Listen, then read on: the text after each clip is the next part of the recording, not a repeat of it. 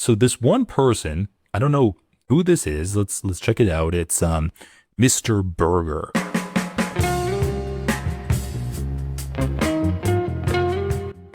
Who posted this? Nerdine Kizwani. Let's take a look at Twitter. Trying to learn stuff together. Nerdine Kizwani. Hopefully the Twitter pops up. So this is an American activist. Oh, the ADL has a website about her. Oh, we're gonna have to check that out for sure. Palestinian, Muslim, New York City, founder of WO Within Our Lifetime Palestine. So now that hashtag Jacob Berger has weaponized the following, he built off the backs of dead Palestinians to attack Palestinian organizer Nardine Kuzwani, I'd encourage people to read the article I wrote, Jewish Supremacy in the Palestine Solidarity Movement. Okay, so I don't know what the deal with Jacob Berger is. Let's just read a little bit about this. What the, come on, is this Control F not working on here? God, I hate this website. So Jacob Berger is a creep. He's a racist fetishist. What do we have here? White men 2 minutes after feeling the love of a Lebanese woman for the first time. Ew, okay. So what is this? He sexually harasses and fetishizes Arab women, according to multiple reports. So let's just take a look at what Nardine says. Several women have described feeling unsafe around him, especially in activist spaces. So he's another pest, and I guess he fetishizes Arab women, and so he uses the opportunity to be an activist to target Arab women. He joined a solidarity flotilla and then voluntarily signed self-deportation orders, abandoning others who went on a hunger strike while still in captivity. When people asked him about it, he blocked them too. He's repeatedly claimed he sacrifices more than Palestinians, as if abandoning a failed Hollywood career to go live stream on TikTok for donations. Holy dude, he's getting dressed down by Nardine Kizwani. To go live stream on TikTok for donations is more than surviving occupation, displacement, and bombing. He centers himself in everything, even when talking to Palestinians and on live streams. It's me, how he suffers, how he is censored, how he gives up fame while literally grifting off. If you felt uneasy about him, you're not alone. Palestinians have been warning for a long time. Many are blocked when they raise concerns. This isn't cancel culture. It's protecting the movement from exploiters. If your solidarity is self-promotion, it's actually extraction. Did it occur to anyone here that he is a comedian and may have been joking? Please stop this BS. Arab men fetishize Arab women more than this guy could have. Not to mention the non-existent Arab street in the Arab world. Arab street in the Arab world? What happened to all the Arab men there? What the Okay, anyway, this is just Twitter replies. I don't think we're going to get anything of much value from there. But anyway, so Ethan Klein picked up on this. So I don't know what this man does in his free time, but he's patrolling the internet, finding any kind of criticism against just someone that he might like, or someone in his general circle, or anyone criticizing him on the internet at all, and he just rips into them. This is a full-time job that he's spending.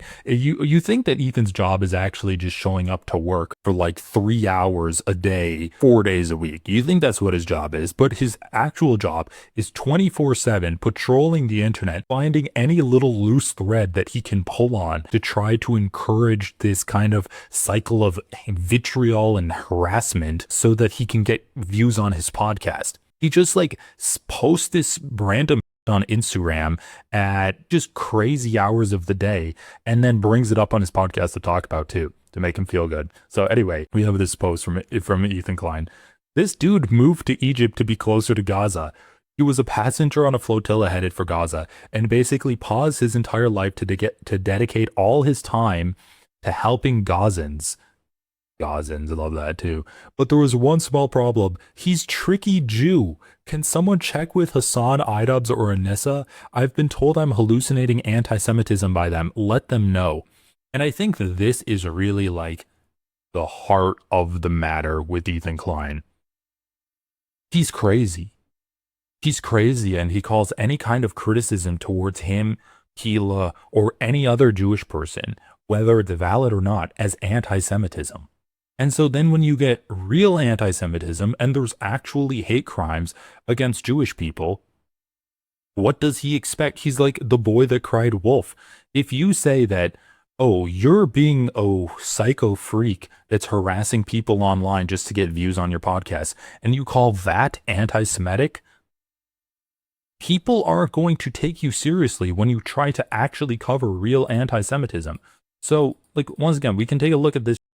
Look, another lawsuit. Ethan's like, oh yeah, criticizing this guy for basically harassing people in these spaces is anti-Semitic. And then you bring on Harley to talk about anti-Semitism, and he actually brings up, are you seriously going to try to make the same as pro-Palestinian activists that are trying to rid themselves of someone who's harassing them? Like, are you actually going to make those the same thing in your audience's minds? Where any kind of criticism towards Ethan or Hila, that's the exact same as talking about real that are like truly anti-Semitic. So let's see if I can find a post from one of these guys. This one. So like, why is it Ethan Klein bringing up posts like this that are against him? So this guy who's like harassing Harley Morenstein, I think, said, I used to like Jewish people, then I met them. That's just anti-Semitic. That's a guy posting anti-Semitic bullshit on his Instagram to try to attract a following. But Ethan Klein is like, oh, Harley talks about anti-Semitism. It's also anti-Semitic to criticize Israel. That's the he's doing. And that's why he's like doing a huge disservice to his audience, making them think that the left and the right are the same thing. And let's get this straight. This isn't just because he's dumb.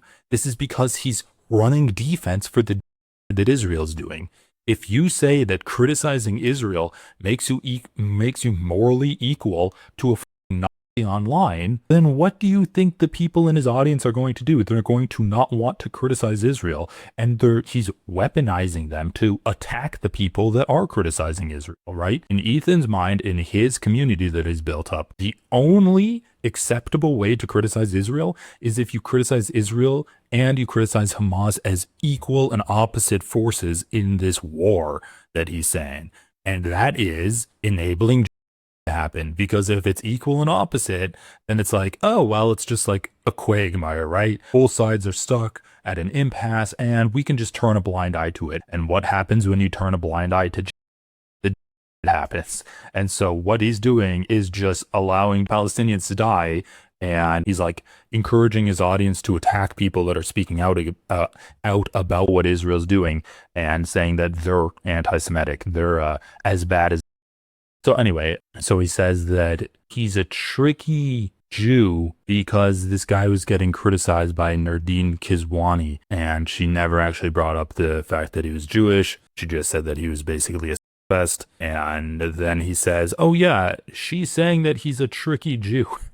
And then he's like, can someone check with Hassan Idabs or Anissa? Like, he just, I don't know, man. These people, he just wants any opportunity to attack them, and they're completely unrelated here. I think it's hilarious. Anyway, so then she says, sorry, I don't tokenize my Jewish friends and comrades to defend myself from baseless accusations. I guess Arab women are supposed to stay silent whenever someone Jewish is involved. We don't want to be called anti-Semitic for speaking up, which, yeah, it's exactly what Ethan did do. And then he says, the girl with a microphone tweets has already spoke to Ethan about this, and he removed it the same night. So he basically baselessly accuses Nardine of being anti-Semitic and outing this person simply because he's Jewish. And then this chick that's on YouTube that Ethan Klein is like, I don't know, is forming a relationship with now, is like DMing Ethan. She's like, Ethan, this is really stupid. Like, don't post this. It makes you look completely unhinged. And then he's like, and then she's like, yeah, he's all caught up on Mr. Berger now. But yeah, like, once again, he called her anti-Semitic, never issued an apology for that or anything. And then once again, you have an example of Ethan Klein defending a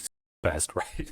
Like last week I talked about the stark difference in the way that Ethan Klein treated Jimmy Lee for being outed as a pest, and the way that Hassan treated Lol Overruled, where Hassan's like, this isn't drama, we actually need to like cut ties with him, this is serious, he needs to work his shit out, but I'm not going to sit here and defend him, even though he might be someone that like my audience likes, he might be someone that I personally liked. I'm not going to sit here defend him. This is like atrocious behavior. It's not just drama farming. And Ethan's like, oh, well, we can make content out of Jimmy Lee. I wish he'd come back onto the podcast. And they're like, dude, no, you're crazy. He considers any criticism of anyone who happens to be Jewish as anti-Semitism.